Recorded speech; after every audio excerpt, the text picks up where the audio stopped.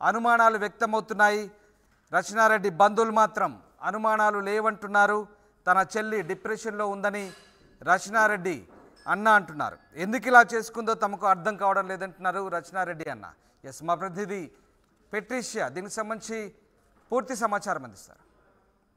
Medical student Rachana Reddy అనుమానాస్పదంగా మృతి చెందింది. సుల్తాన్పూర్ ఔటర్ రింగ్ రోడ్ దగ్గర తన కారులో వికటి జీవిగా కనిపించింది. తన దగ్గర కూడా ప్రస్తుతం ఏదైతే మెడికల్ ఎవిడెన్స్ ప్రకారం కూడా తన ఒక ఇంజెక్షన్ ఉంది తన పక్కన, తీసుకుందో లేదా అనెస్థీషియా అనేది పూర్తిగా తెలీదు.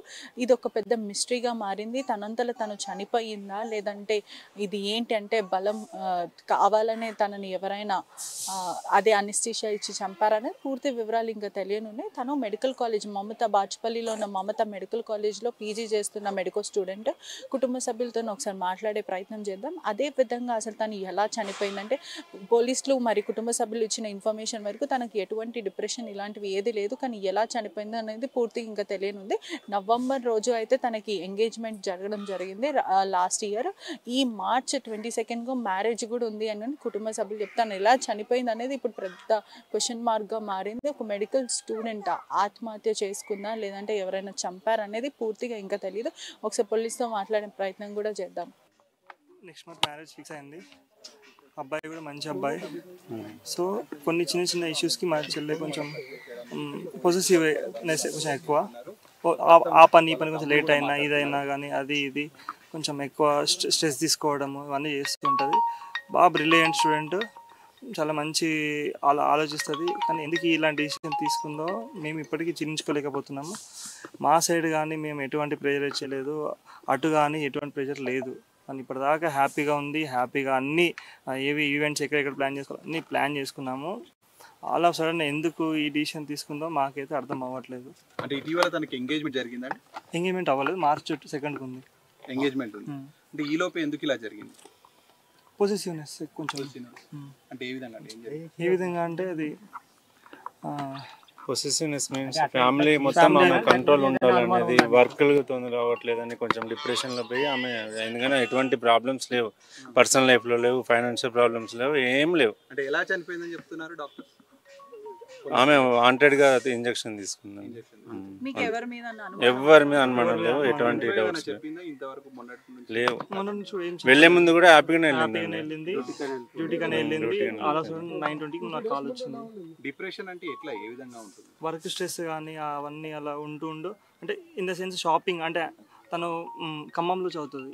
సో షాపింగ్ ఆ స్ట్రెస్, అది ఇది షాప్ తిరగలేక ఆ స్ట్రెస్, ఇది షాపింగ్. ఎంబీబీఎస్ పూర్తి చేసిన అమ్మాయి కేవలం ఈ వర్క్ పీజీ 2nd ఇయర్ తను ఈ విధంగా చేస్తుంది అనుకుంటున్నారా? అసలు ఇట్లా మీరు యాజ్ ఎ బ్రదర్గా ఏం చెప్తారు?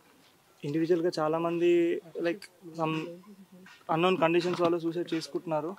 మేబీ అది కొందరు స్టేటస్ పెట్టడం వల్ల ఏమో అది ఈజీ అయిపోతున్నాయి. సో అలాంటి సిచ్యువేషన్ నేను కూడా డాక్టర్స్ పేజ్లో కానీ బయట ఎక్కడ కానీ చూస్తున్నాను. అది ఆల్ ఆఫ్ సడన్ ఎందుకు అవుతారో, ఎంత స్ట్రాంగ్ ఉంటారో, ఎంత నవ్వుతుంటారో అది తెలియకుండా అయిపోతుంది. ఆల్ ఆఫ్ సడన్ అంటే మైండ్లో వే ఆఫ్ అంటే థింకింగ్. ఇంజెక్షన్ ఇచ్చే ముందు కూడా ఇక్కడ ఒకటి అది పెట్టుకొని క్యానన్ పెట్టుకొని ఇచ్చుకుంది అంటున్నారు. రెగ్యులర్ గా తన ఆ విధంగా చేస్తుంది? అసలు ఇప్పటిదాకా అలాంటి థాటే లేదు అసలు తనకి ఇప్పటిదాకా. అసలు ఎటువంటి మెడికేషన్ కూడా తను తీసుకోదు. అనెస్థీషియా బాటిల్ తన దగ్గర ఉందా అండి? నాకు తెలియదు అండి. అది అసలు ఎలా వచ్చింది ఏంటి అని కూడా తెలియదు అసలు. మీరు సూసైడ్ అని నిర్ధారణకు వచ్చారా? మీరు నిర్ధారణకు వచ్చారా? ఆత్మహత్య నిర్ధారణకు వచ్చారా మీరు? అది అక్కడ మాకు వాయిల్స్ కనిపించాయి. వాయిల్స్ అంటే సిరంజీస్, అదొకటి అది లెఫ్ట్ హ్యాండ్కి ఉంది, బ్లడ్ స్టెయిన్స్. ఇప్పుడు చూసినప్పుడు కొంచెం డౌట్ఫుల్ ఉంటే కారు చెక్ చేస్తే పోలీస్ వాళ్ళు అది చూశారు. అక్కడ నుంచి మేము సిపిఆర్ తీసుకుంటూ మమతా మెడికల్ కాలేజ్కి తీసుకెళ్ళాము. సూసైడ్ అని నిర్ధారణకు వచ్చారు సార్. సూసైడ్ అసలు ఎప్పుడు కాలేదు. All of sudden like suicide అంత నార్మల్గా ఉంటారు, ఎందుకు చేసుకుంటారో ఎవరికి రీజన్ తెలియదు. ఇట్స్ కొందరు ఈజీ అనుకుంటున్నారు, కొందరు హార్డ్ అనుకుంటున్నారు. లేదు, పెళ్లి గురించి అసలు టాపిక్. అమ్మాయి ఇంటెన్షన్ ఎవరికి తెలియదు సార్. లాస్ట్ మినిట్ వరకు కూడా హ్యాపీగా ఉన్నారు. ఎందుకు జరిగిందో ఎలా జరిగిందో ఎవరికి తెలియదు. ఎవరి మీద అనుమానాలు లేవు. మాకు ఎవరి మీద సస్పెక్ట్ చేయాల్సింది అబ్బాయి తరపున లేదు, అమ్మాయి తరపున లేదు, ఫ్యామిలీ తరపున లేదు, ఫైనాన్షియల్ ప్రాబ్లం లేదు, ఫ్రెండ్స్తో కూడా హ్యాపీగా ఉంది. ఇంట్లో నుంచి ఎక్కడి నుంచి డౌట్స్ లేవు ఎక్కడి నుంచి లేవు డౌట్స్ లేవు. మీతో ఏదైనా చెప్పుకుంటారా? మీరు సొంత తమ్ముడు మీతో ప్రతిదీ షేర్ చేసుకునేదండి, ఏం లేదు. నేను అన్నయ్యని ప్రతిదీ షేర్ చేసుకుంటుంది నాతో. అంతకుముందు అయిన సిచ్యువేషన్స్ కానీ ఏదైనా నా హెల్ప్ తీసుకుంటా. నాకు ఆ సెకండ్ వరకు కూడా కాల్ చేసింది. నేను మాట్లాడాను. నేను కొంచెం అసలు వెళ్ళావా అని మెసేజ్ పెడితే లేదన్నయ్య ఇంకా లేదు అని చెప్పింది. సరే ఇక్కడ ఉన్నావు అని మెసేజ్ పెట్టేసరికి నాకు ఈ కాల్ వచ్చింది.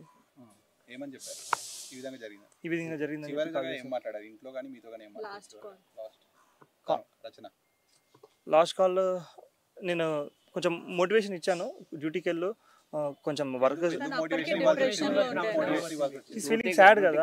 సో ఆ పొసెసివ్నెస్ ఇంక్రీజ్ అయిపోయి ఓవర్ థింకింగ్ అలా చేసుకుంటూ. పొసెసివ్నెస్ అనేది ఒక పర్టిక్యులర్ పర్సన్ పైన ఉంటది. అంటే ఆ పొసెసివ్ నాట్ ఓన్లీ థింగ్స్ పైన కూడా ఉంటది. షాపింగ్, స్ట్రెస్ అన్నీ. అమీన్పూర్ పోలీస్ స్టేషన్ పరిధిలో రచన మెడికల్ స్టూడెంట్ అనుమానాస్పదంగా మృతి చెందింది. ఔటర్